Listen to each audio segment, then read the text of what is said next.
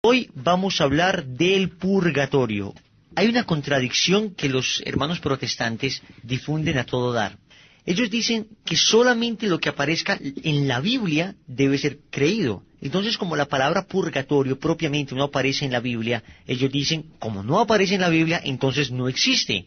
Aparece el concepto del purgatorio, pero la palabra purgatorio no aparece, y no necesariamente debe aparecer, al igual que la mayoría de los cristianos, de los evangélicos, también creen en la Trinidad, y la palabra Trinidad no aparece en la Biblia. Sí. Entonces, pero aparece el concepto de la Trinidad, que es lo importante. Veamos, por ejemplo, Mateo 12:32. En Mateo 12:32, el Señor nos habla del pecado contra el Espíritu Santo. Y nos dice que hay pecados que serán perdonados, pero el pecado contra el Espíritu Santo no se perdonará ni en esta vida, ni en la otra. Tremendo. Ni en la otra. Lo que significa que hay ciertos pecados que se perdonan en la otra vida, Sí. en lo que nosotros llamamos purgatorio. En Mateo 5:25 también, el Señor nos dice lo siguiente: trata de llegar a un acuerdo con tu adversario mientras van todavía camino al juicio. ¿O prefieres que te entregue al juez y el juez a los guardias y que te encierren en la cárcel? En verdad te digo, no saldrás de allí hasta que hayas pagado hasta el último centavo. Notemos que no puede ser el infierno este lugar donde van a encerrar a esa persona que no llegó a un acuerdo con su hermano con quien estaba enojado, porque todos sabemos que el infierno es eterno, como lo veíamos en programas anteriores, y como el Señor mismo lo ha dicho en Mateo 25, el Señor le dice a los malos, id malditos al fuego eterno. Pero acá nos habla de un castigo del que se saldrá, de unos guardias que lo tendrán hasta que pague hasta el último centavo. Por consiguiente, el purgatorio es un lugar donde se sufre, donde se purifica y donde se sale directamente al cielo, una vez que se ha terminado de purificar. Entonces, veamos a ver si hasta el momento hemos entendido. Para el cielo se van los buenos, los que han hecho buenas obras y han sido casi santos en la tierra, ¿cierto? Para el infierno, definitivamente, los malos, por decirlo así. Y entonces, para el purgatorio, ¿quiénes son los que se van? ¿Los más o menos o los qué? Los que no están perfectamente purificados. Verás, hay personas que no son suficientemente malas como para llegar al infierno, y que tampoco son suficientemente buenas o puras para entrar directamente al cielo. En Apocalipsis 21:27 nos dice que nada manchado entra al cielo, o sea que tenemos que estar perfectamente purificados. Los que van al purgatorio son personas que no eran malas, que incluso creían en Cristo, pero no construyeron con materiales sólidos sobre el cimiento sólido. A ver si me explico. Dice San Pablo en 1 Corintios capítulo 3, versículo 12, lo siguiente: sobre el cimiento de Cristo se puede construir con oro, plata, piedras preciosas, madera, caña o paja. Un día se verá el trabajo de cada uno. Se hará público en el día del juicio, cuando todo sea probado por el fuego. El fuego, pues, probará la obra de cada uno.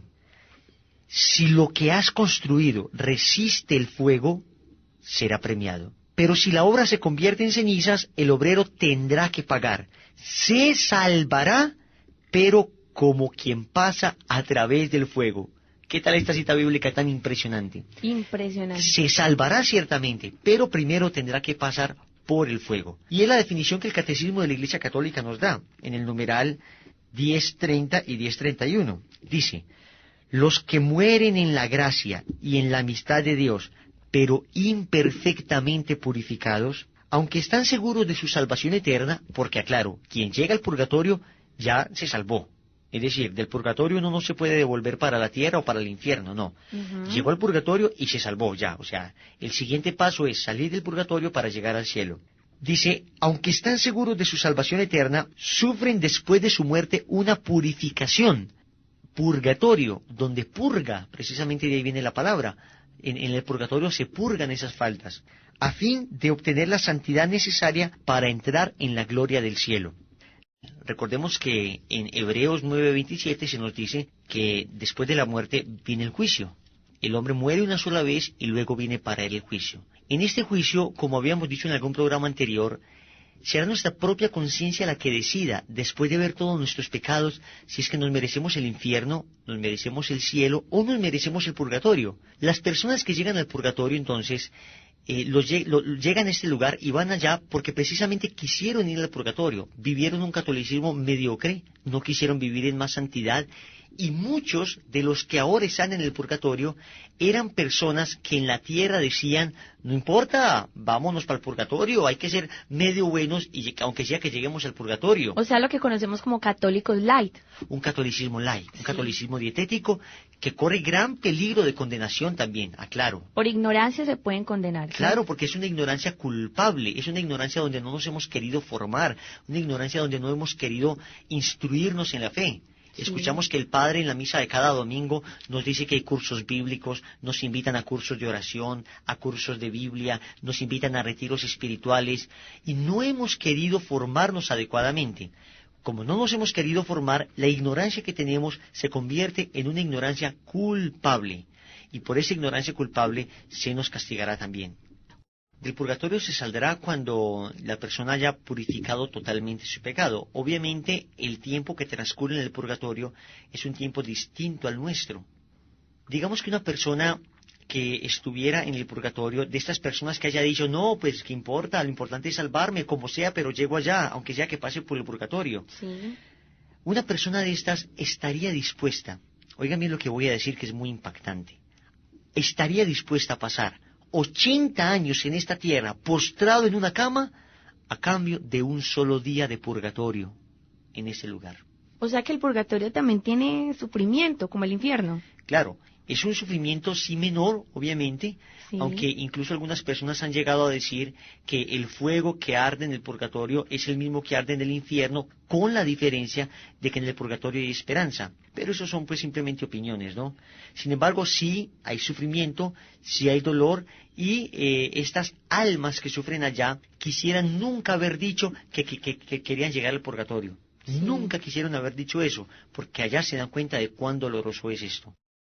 Entonces, en este punto podemos empezar a hablar de la necesidad que tienen las almas del purgatorio para poder menguar un poco los dolores que allí se padecen. Eso, claro está, sin hablar aún de la intercesión poderosa que tiene la Santísima Virgen María por las almas del purgatorio para ayudarlas a salir prontamente de allá. Nosotros como tal, como la iglesia militante que estamos acá en la tierra, tenemos el deber de orar por las almas del purgatorio para ayudarlas a aliviar sus dolores. Y es que hay que rezar bastante por estas pobres almas porque ellas no pueden rezar por sí mismas, pero nosotros sí lo podemos hacer por ellas. Y cuando estas almas del purgatorio salen y llegan al cielo, rezarán por nosotros el resto de la eternidad. Entonces, qué dicha sería uno morirse y encontrarse con un batallón de almas que ya están en el cielo llenas de gloria, porque nosotros rezamos por ellas. Es verdaderamente una misión y una obra de caridad. O sea que hay dos formas de salir del purgatorio. Uno, terminando con su condena, por decirlo así, ¿cierto? Y dos, con la oración de las personas que estamos aquí en la tierra. Claro, de cierta manera, la oración de las personas que están en la tierra acorta ese proceso de purificación que el alma debe llevar. María Sinma es una mujer austríaca que ya murió, tenía revelaciones de las almas del purgatorio. Esto hace parte de la revelación privada. Recordemos que en la iglesia hay revelaciones públicas, la revelación pública, que ya está totalmente manifestada en la palabra de Dios, en la tradición, el magisterio de la iglesia interpreta adecuadamente esa revelación pública, pero en el catecismo de la iglesia católica, en el numeral 66, se nos habla de ciertas revelaciones que han sufrido algunas santas y algunos santos de la historia de la iglesia. Entre estas, María Sinma, que aunque no es santa, sí fue una mujer muy virtuosa, tuvo revelaciones de las almas del purgatorio. Pues verán, entre estas revelaciones cuenta ella que le pidió a nuestro Señor Jesucristo que le dejara experimentar o ver cómo era el purgatorio. Ciertamente el purgatorio no es un lugar físico, lo mismo que el cielo tampoco es un lugar físico en este momento, y el infierno tampoco es un lugar físico, como nos decía Juan Pablo II, son estados del alma. Sin embargo, el Señor, cuando regala este tipo de visiones, permite que de cierta manera vean en visión algo físico, aunque de suyo no lo sea.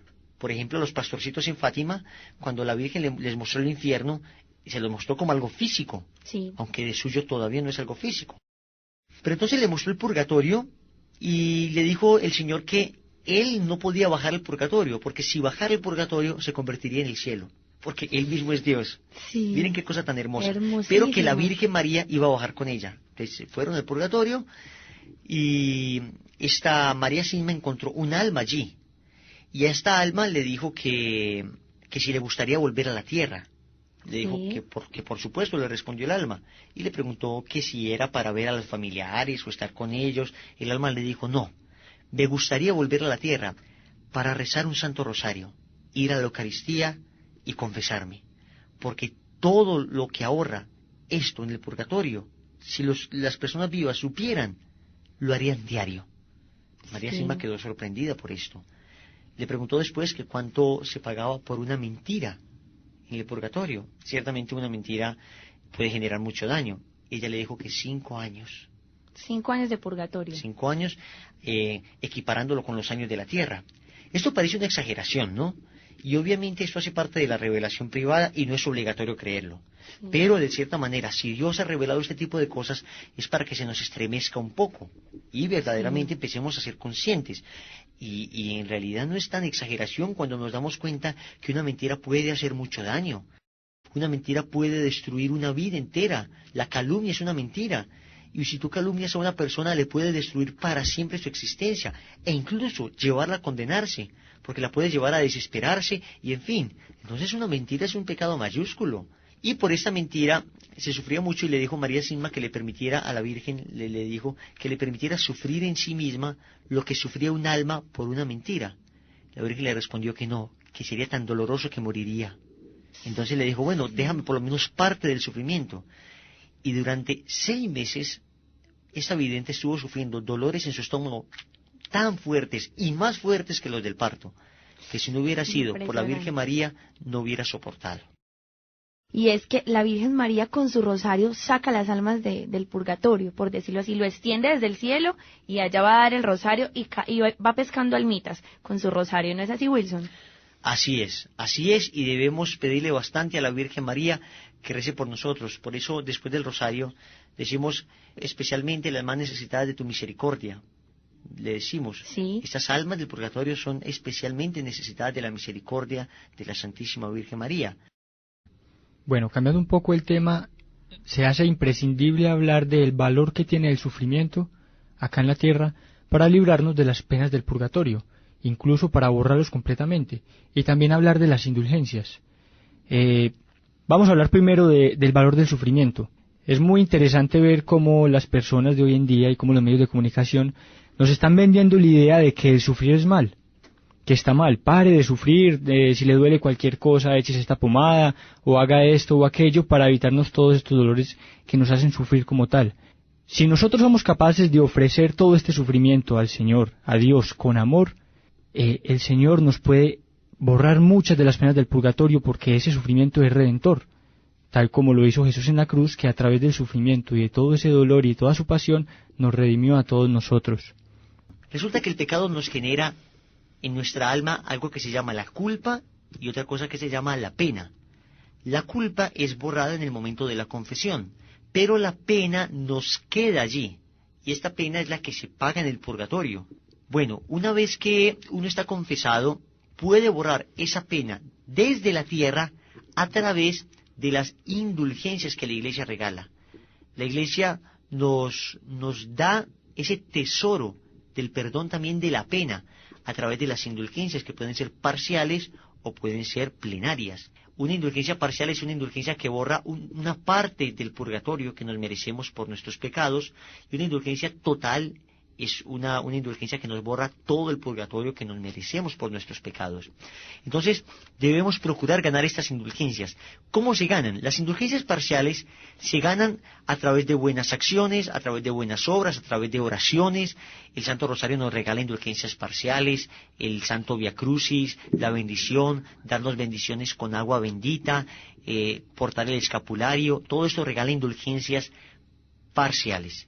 Pero la indulgencia plenaria requiere unos pasos, entre los cuales está primero una confesión bien hecha, segundo una comunión con la intención de ganar indulgencias, tercero rezar por el Santo Padre, siempre hay que rezar por el Santo Padre, y ojalá después de terminar el rosario, nosotros siempre pidiéramos por el Santo Padre con la intención de ganar las indulgencias propias del Santo Rosario. Y cuarto, hay ciertas oraciones que nos regalan indulgencia total junto a estas tres obras.